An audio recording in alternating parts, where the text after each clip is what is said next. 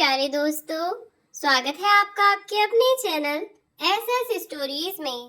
तो दोस्तों, आज लेकर आए हैं आपके लिए कहानी ना बाप बड़ा ना भैया, सबसे बड़ा रुपया। यह कहानी है राजन, उसकी पत्नी और उसके बूढ़े माँ बाप की। राजन अपने माता पिता का इकलौता बेटा था। बचपन से ही वह बहुत ज्यादा लालची था, लेकिन उसके माता पिता हमेशा यही सोचते कि जब बच्चा छोटा होता है तो उसे हर चीज को लेने का शौक होता है। धीरे धीरे बड़ा होगा तो सब समझ जाएगा। किंतु समय के साथ साथ उसका यह लालच दिन ब दिन बढ़ता ही गया। वह जैसे जैसे बड़ा होता गया, उसके माँ बाप भी उसे सभी बातें प्यार से समझाने लगे कि जीवन में एक ना एक दिन उसे पढ़ाई लिखाई की जरूरत महसूस होगी। जीवन में पैसा कितनी मुश्किल से कमाया जाता है, खास तौर पर जब बात मिडिल क्लास फैमिली की हो। रामलाल जी व उनकी पत्नी जया जी दोनों राजन को बिठाकर बड़े प्यार से उसे समझाया। उसका पढ़ने लिखने में बिल्कुल भी दिमाग नहीं था। वह हमेशा स्कूल से छुट्टी मारकर इधर उधर दोस्तों के साथ घूमने चला जाया करता था। हर माता पिता की तरह रामलाल जी भी और जया जी भी अपने बच्चों को एक सभ्य और सज्जन व्यक्ति बनाना चाहते थे, लेकिन राजन गलत संगत में पड़ गया। वह बात बात पर झूठ बोलने लगा। शुरू में तो उसके माता पिता ने उसे बहुत प्यार से समझाया कि वह जो कर रहा है उसके परिणाम कितने बुरे हो सकते हैं। झूठ बोलना, बदतमीजी करना उसके लिए आम बात होती जा रही थी, और जब वह प्यार से नहीं समझा तो रामलाल जी ने उसे कमरे में बंद किया। उसे डराया, धमकाया और पीटने को भी तैयार हो गए। इससे पहले कि राजन पर हाथ उठाते जया जी वहां आ गईं और उन्होंने रामलाल जी को रोक दिया। अब उनके पास अपने बेटे को सुधारने का जब कोई रास्ता नहीं रहा तो उन्होंने उसे शहर से दूर एक हॉस्टल में भेज दिया। वे हर महीने उससे मिलने जाया करते, लेकिन उसने उनसे मिलने से मना कर दिया। धीरे धीरे उसके मन में अपने माता पिता के लिए नफरत बढ़ने लगी, और देखते ही देखते वह दिन भी आ गया जब राजन अपनी पढ़ाई करके वापस घर आ गया। लेकिन वह अपने माता पिता से मतलब नहीं रखता था। जया जी व रामलाल जी दोनों ही बरसों से जिस बेटे से मिलने की आस में जी रहे थे, उनकी वह आस भी पूरी ना हो सकी।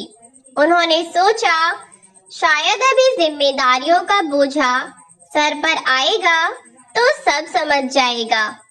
यही सोचकर उन्होंने दिशा नाम की लड़की से उसकी शादी तय कर दी। शादी के बाद भी जब वह नहीं सुधरा और एक दिन जया जी और रामलाल जी पास के ही गांव से आ रहे थे कि तभी एक हादसे में दोनों अपनी टांगें खो बैठे, और दोनों बेचारे जितना हो पाता उतना काम करने की कोशिश करते, लेकिन फिर भी न चाहते हुए भी वह कुछ ही समय में अपने बेटे और बहू पर बोझ बन चुके थे।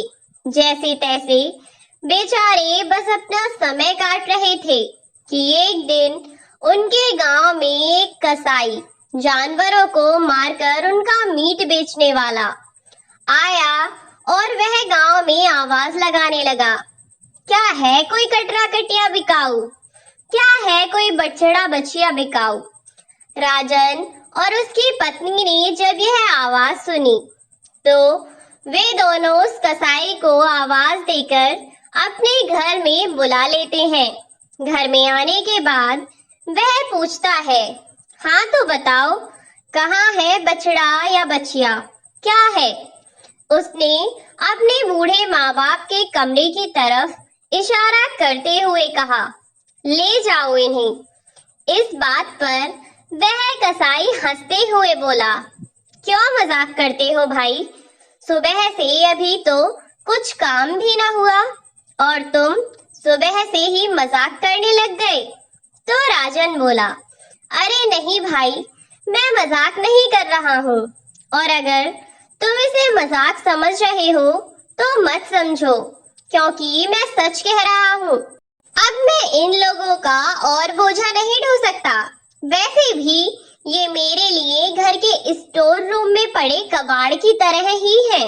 इनके होने से कुछ हो या ना हो, पर इनके ना होने से मुझे तो बहुत सुकून मिलेगा।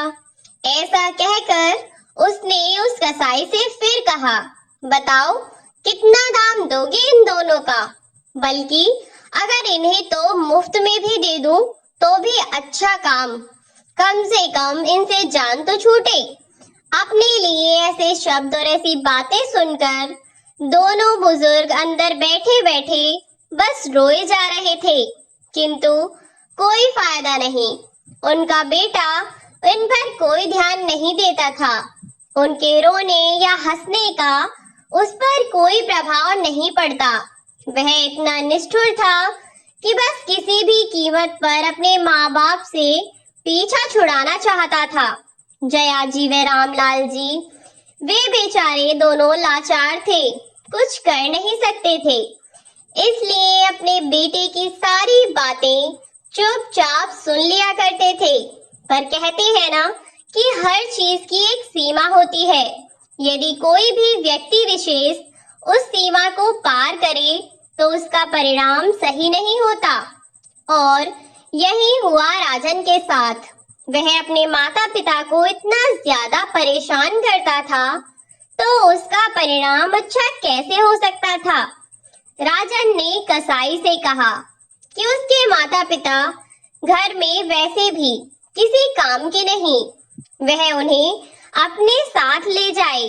उनके बदले में वह कसाई उन्हें जितने चाहे उतने रुपए दे दे, बस उसके माँ बाप को ले जाए। वह उस कसाई से बोला, देखो भाई, ये मेरे किसी काम के नहीं है, तुम इन्हें यहाँ से ले जाओ। कसाई ने कहा, भाई मजाक कर रहे हो, भला माँ बाप को भी कोई कभी बेचता होगा? तब राजन बोला, किसी का मुझे क्या पता, मुझे अपना पता है, मैं बेच रहा हूँ ना, तुम बताओ कि तुम्हें लेने हैं या नहीं। यह बात सुन वह कसाई सोच में पड़ गया और फिर कुछ देर सोचने के बाद बोला, ठीक है, मैं तुम्हारे माँ बाप को लेने के लिए तैयार हूँ, जितनी तुम मांगो उतनी रकम देने को भी तैयार हूँ। यह सुनते ही तो जैसे राजन की चांदी ही चांदी हो गई। वह बोला, जितना मैं कहूँ उतना? कसाई ने जवाब दिया, हाँ, जितना तुम कहो उतना। यह सुन राजन बोला, तो निकालो 1 लाख रुपए। वह आदमी जो कि कसाई था, वह थोड़ी सोच में डूबा, तो राजन बोला, क्यों, निकल गई हैंकड़ी? बातें तो बड़ी बड़ी कर रहे थे, अब बात पैसों की आई तो बोलती बंद हो गई।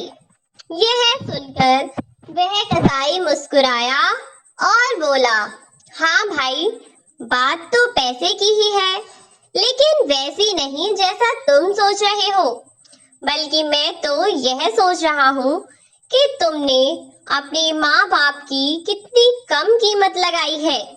वैसे तो माँ बाप अनमोल होते हैं, लेकिन फिर भी, खैर, जब तुम जैसा बेटा उन्हें बेचने के बारे में सोच सकता है, तो उनकी कीमत लगाना तो कोई बड़ी बात नहीं, बहुत ही मामूली सी बात है। चलो कोई बात नहीं, यह लो 1 लाख रुपए, और आज से तुम्हें अपने माता पिता से कोई मतलब नहीं है। उसने फोन करके गाड़ी मंगाई और राजन के माता पिता को अपने साथ ले गया।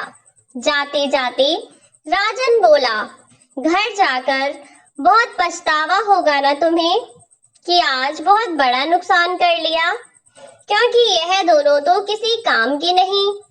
राजन की यह बात सुनकर वह कसाई बोला, नुकसान मेरा नहीं तुम्हारा हुआ है भाई, लेकिन अभी शायद तुम्हें इस बात का अंदाजा नहीं है कि आज तुमने अपना क्या खोया है। खैर, मैं तुम्हारा हमेशा शुक्रगुजार रहूंगा, क्योंकि आज तुम्हारे कारण मुझे वह मिला है जो खुदा ने मुझसे छीन लिया था। यह कहकर वह कसाई उन दोनों बुजुर्गों को लेकर चला गया। अपने घर ले जाकर उसने अपनी पत्नी को आवाज लगाई। वह जैसे ही बाहर आई तो दोनों को देखकर थोड़ा चौंकी। फिर बोली, ये आप किन्हें अपने साथ लेकर आए हैं? जुनैद। दरअसल वह एक मुसलमान था, जिसके कारण रामलाल जी और जया जी और ज्यादा घबरा रहे थे। डर के मारे इनके हाथ पैर कांप रहे थे।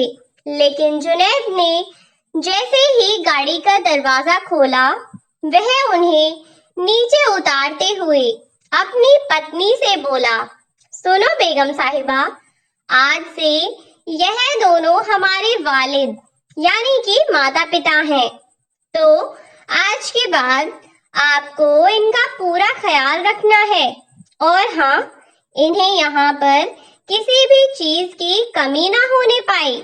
जुनैद की पत्नी शबीना दोनों को सत्कार के साथ अंदर लेकर गई। अब जया जी और रामलाल जी दोनों जुनैद और शबीना के साथ उनके घर में रहने लगे। दोनों का डर गायब हो चुका था, क्योंकि शबीना और जुनैद उन्हें अपने माता पिता के समान समझते थे और शबीना उनकी खूब सेवा करती थी।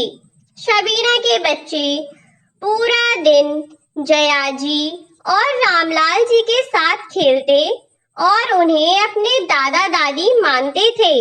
वे दोनों भी बच्चों को अपने पोते पोती की तरह ही समझते थे। दोनों का जीवन सुख से बीत रहा था कि एक दिन रामलाल जी की तबीयत खराब हो गई, जिन्हें लेकर तुरंत ही जुनैद हॉस्पिटल पहुंचा और उनकी खूब सेवा की, जिससे वह जल्दी ही स्वस्थ हो गए। जुनैद और शबीना को अपनी इतनी सेवा करता देख दोनों बहुत खुश थे और एक दिन दोनों बैठकर बातें कर रहे थे। जया जी बोली, देखिए ना, जितनी सेवा ये पराए बच्चे कर रहे हैं, उतना तो हमारे अपने बेटे ने भी नहीं किया, बल्कि उसने तो हमें किसी बेकार सामान की तरह घर से बाहर फेंक दिया। रामलाल जी बोले, तुम्हें ऐसा लगता है कि उसने हमें घर से निकाल दिया है? उसने हमें बेकार सामान की तरह घर से निकाला नहीं, बल्कि उसने तो हमें दुधारू भैंस की तरह घर में रखा। जब तक काम चलता रहा तब तक ठीक, और जब किसी काम के ना रहे तो कसाई को दे दिया जाता है ना काटने के लिए, बिल्कुल वैसे ही उसने हमें छोड़ दिया। यह कहते कहते रामलाल जी की आंखें भर आईं और वे अपने आंसू पोंछते हुए बोले, लेकिन देखो ना जया, ईश्वर कितना दयालु है। उसने हमें जुनैद के रूप में एक ऐसा बेटा दिया जो हमें सच में माँ बाप समझता है, हमारा कितना ख्याल रखता है। मैं सोच रहा था कि अभी तो सारी जमीन मेरे ही नाम है, क्यों ना मैं इसे अपने उस बेटे को दूं जिसने हमारे बुढ़ापे में हमारा इतना साथ दिया है, जो दिन रात हमारी सेवा करता है। जया जी भी इस बात पर राजी हो गईं। वह बोली, हाँ जी, बिल्कुल सही कहा आपने, हमें ऐसा ही करना चाहिए। जिससे हमारे उस नालायक बेटे को सबक भी मिलेगा और हमारी असली कीमत क्या है उसे ये भी पता चल जाएगा। इसी सोच के साथ अगले दिन जुनैद से कहा, बेटा तुम्हें कल कोई जरूरी काम तो नहीं है? जुनैद बोला, नहीं बाबा, आप बताएं, आपको कुछ काम था? रामलाल जी बोले, हाँ बेटा, कल हमें शहर तक ले चलोगे? बड़े दिन हुए और कुछ काम भी है, इसीलिए। जुनैद बोला, ठीक है बाबा, हम कल शहर चलेंगे। और अगले दिन जुनैद रामलाल जी को लेकर शहर चला गया। वे उन्हें लेकर तहसील पहुंचे। जुनैद ने पूछा कि बाबा आपको यहाँ क्या काम है? तो रामलाल जी बोले, अभी पता चल जाएगा, रुको जरा। उन्होंने जब जमीन जुनैद के नाम करने की बात की तो जुनैद बोला, बाबा मैंने आपको और माँ जी को ये सोचकर बिल्कुल नहीं रखा कि मुझे आपसे कुछ भी चाहिए है। मैं तो आप दोनों की सेवा करना चाहता था। यकीन मानिए बाबा, मुझे पैसे का कोई लालच नहीं था। बचपन में ही ऊपर वाले ने मेरे माँ बाप को मुझसे छीन लिया और जब आपके बेटे ने आपको बेचने की बात की तो मुझे लगा कि मुझे फिर से मेरे माँ बाप मिल गए और दोबारा मैं उन्हें नहीं खोना चाहता। इसीलिए मैं आपको अपने साथ ले आया। मुझे आपकी जमीन जायदाद नहीं चाहिए। तब रामलाल जी उसे समझाते हुए बोले, बेटा मैं जानता भी हूँ और मानता भी हूँ कि तुमने पैसे के लालच में कुछ नहीं किया, लेकिन ये भी तो एक माँ बाप का फर्ज होता है कि वे जीते जी जो भी कमाए, दुनिया से जाने के बाद उस सब पर उनकी औलाद का हक होता है, और तुम बेटे ही तो हो। इससे पहले जुनैद कुछ और कहता, रामलाल जी बोले, बस अब मुझे इस बारे में कोई बहस नहीं करनी, समझे? जुनैद ने भी चुपचाप सर हिला दिया। अगले दिन रामलाल जी जुनैद को लेकर अपने घर पहुंचे और अपने बेटे राजन को बाहर बुलाया और उसे घर से निकलने के लिए कहने लगे। उधर राजन उनकी आवाज सुनते ही गुस्से में चिल्लाता हुआ आया और बोला, दिमाग ठीक है तुम्हारा? और क्यों चिल्ला रहे हो? वह बाहर निकला तो अपने पिता को देखकर चौंक गया और बोला, तुम यहाँ कैसे आए? तभी पीछे पीछे जुनैद उसके घर के अंदर आया, जिसे देख राजन घबरा गया और बोला, देखो भाई, इन्हें मैं वापस नहीं लाया हूँ। इन्हें तो मैंने तुम्हें दे दिया था। अब तुम इन्हें संभालो, जो हो वो करो, लेकिन अब मैं वो पैसे तुम्हें वापस नहीं दूंगा। ले जाओ इन्हें यहाँ से। राजन की बातें सुनकर रामलाल जी से रहा न गया। वे बोले, हाँ तो मैं भी यहाँ रहने नहीं आया हूँ। तुझ जैसे इंसान के पास रहने से अच्छा है कि मैं भगवान को प्यारा हो जाऊं। खैर, अभी तो मैं मरना नहीं चाहता, क्योंकि ईश्वर ने मुझे जुनैद जैसा बेटा और शबीना जैसी बहू दी है, जो मुझे और मेरी पत्नी से बहुत प्यार करते हैं। और मैं यहाँ पर तुम्हें कुछ बात बताने आया हूँ। हाँ तो बात यह है कि तुम और तुम्हारी पत्नी अब इस घर में नहीं रह सकते। अब से यह घर मेरे उन बेटे और बहू का है जिन्होंने हम जैसे लावारिस माता पिता को अपना प्यार और सम्मान दिया। उनके साथ रहते हुए कभी यह नहीं लगा कि यह हमारे अपने बच्चे नहीं हैं। यह सब सुनकर पहले तो राजन बौखला गया। वह बोला, तुम इस तरह से मेरी जमीन जायदाद किसी के भी नाम नहीं कर सकते। इस सब पर केवल मेरा अधिकार है।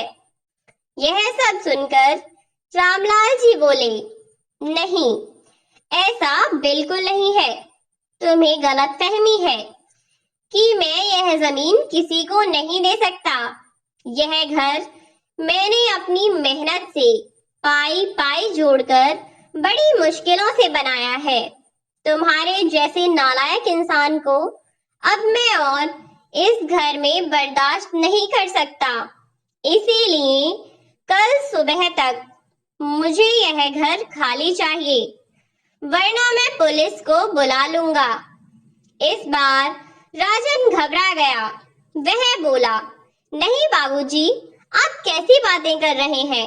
यह सब जो आपका है उस पर मेरा ही तो अधिकार है। आखिर मैं आपकी इकलौती औलाद हूँ।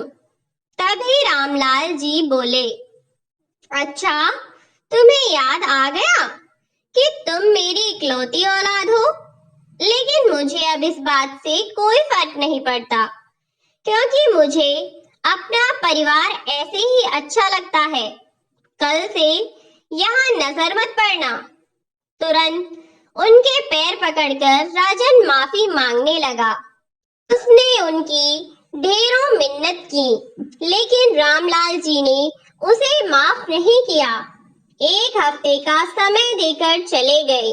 रामलाल जी और उनकी पत्नी जया जी जब तक जीवित रहे तब तक जुनैद और उसकी पत्नी ने दिन रात उनकी सेवा की, और उनकी मृत्यु के बाद उन्होंने उस घर को किराए पर चढ़ा दिया और उससे जो भी आमदनी होती उससे गरीबों और असहायों की मदद में लगा देते।